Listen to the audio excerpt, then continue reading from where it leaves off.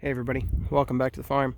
So I know I showed you this a while back. This was my plan for the cows during the real cold weather we had. And obviously we've had some really mild weather since then, but with all the snow out of here, and obviously the cows haven't been in here for a while, I was going to walk back around and kind of show you what was left when they got done in this area, and how the bale grazing we did in this area during the cold kind of worked out. But this is where a bale was set in here. There really isn't a whole lot left. I thought there was going to be more waste than what there was. If you didn't see that video, we had bales just setting on end there that we unwrapped, or a whole bale there. Up the hill here you can see a spot. There was a whole bale up here in this area. And if you remember in that video, I kind of showed how I came out here and there were a lot more cedars in this area. I thinned them out. You can see still where I used them to kind of make a windbreak there, and stuffed them in the holes in between some of these other trees that I left. And then over here is where it's kind of bright there with the sun, where I piled up the bulk of them in between these. And that was about a 75-80 foot long area. And they we'll see here in a second on the other side, but they used the other side of that a lot. Up in here was another bale of the first group that they grazed.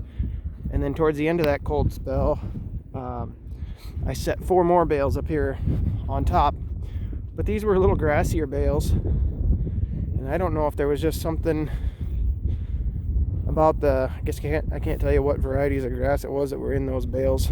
I've had several different groups of bales from the bales I bought that I've used, and for some reason these last 4 up here, man, in the camera there, it looks like there's a lot of waste. It doesn't look quite as bad in person, but anyway, up here on top of the hill, they definitely left more. So we'll keep an eye on this area, see how it does in the spring, if that really hampers the grass growth, or if it does it a lot more good than what's left in these other spots. But you can see out here in these areas, they got pretty good manure distribution, and there's obviously pretty heavy manure area there where they had another bale, and there was another one here, another one farther down there, and then this was where they spent quite a bit of time in that cold hanging out behind this windbreak here. And fortunately, like I showed in the first video of this, we had pretty good residual cover in here, pretty good litter on the ground yet.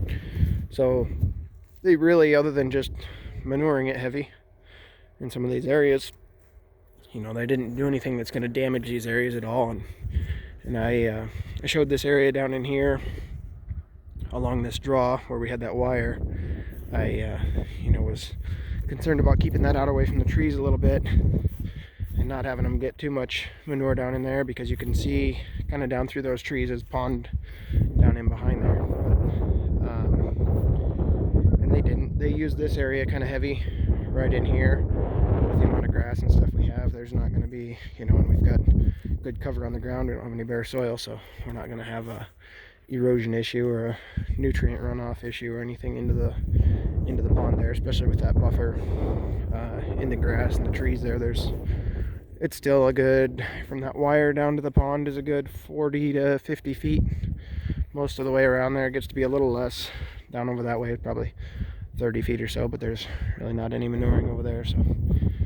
So anyway, that the whole bale grazing, or however you want to say that, grazing whole round bales, ended up working out pretty well in here, but it made a difference. These first ones had more legume in them, had some alfalfa and clover, a little more of a mix to them that I guess they liked a little better, because they cleaned them up better than they did the ones up on the hill. And some of this hay is hard to guess which bales they're going to like, and which bales which ones are going to clean up well and which ones they leave more of. There's times that I roll one out and I think, yeah, they're not going to clean that one up very good, and they'll clean that one up really good, and I'll roll one out and think, man, that looks like pretty good stuff, and then they'll decide to leave more of that one. So sometimes you can't outguess them, I guess, but depends what they're looking for at the time. But anyway, that's this area after we used it in the cold, and they probably won't be back in here until spring when the grass grows and and it's the first